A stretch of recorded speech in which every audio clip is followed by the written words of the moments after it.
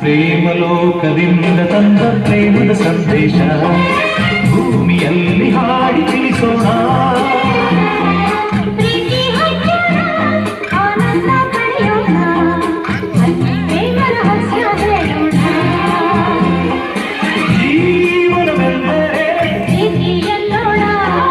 ಲೋಕದ ಸೃಷ್ಟಿಗೆ ಕಾರಣ